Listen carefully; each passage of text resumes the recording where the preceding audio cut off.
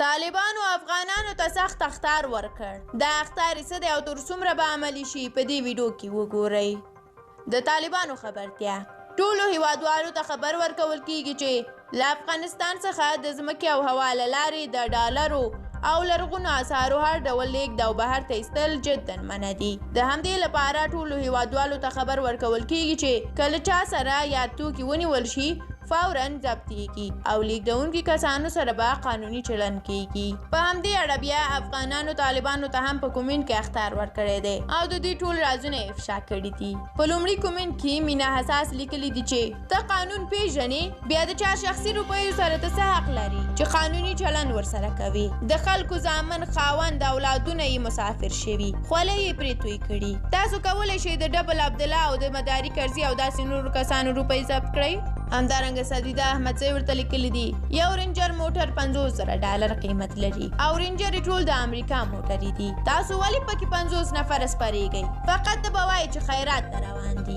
هغه هم خیانت دی د بیت المال سره. تاسو چې په دې رینجرو کې ګرځئ راګرځئ، دا د چا موټرې دي؟ هغه یو وخت مو چې په ننګرهار ولایت کې یوه شپه او ورځ ګرځبندیز لګولی و، هغه بیت المال مو چاته او چیرته انتقال کړ. بیا همدا موضوع په خوست کې هم تکرار شوه.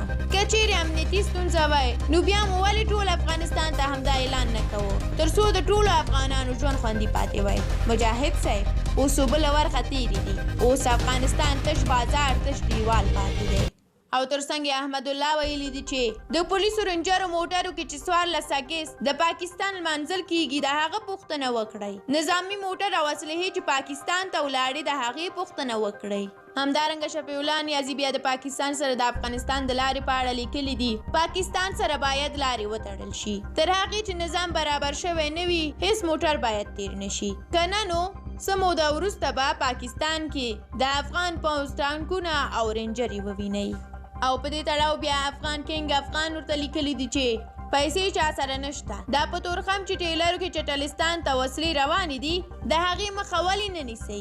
خوار ولس مو رانیولی دی او زور ترې وباسئ. موږ هره کړنه ډېره ښه ګورو او څارو یې، وخت به راځي.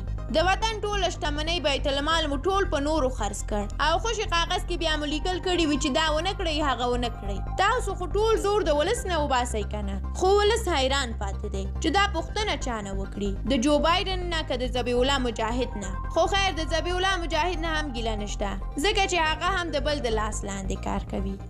درنو لیدونکو ډیره زیاته مننه چې د ویډیو تر پایه را سره وئ. دا او د طالبانو خبرداری او د افغانانو ورته غبرګونونه. که تاسو هم په دې اړه نظر لرئ زموږ سره په کومنټ کې شریکولی شئ. تر بیا او بلې ویډیو الله مو منشه.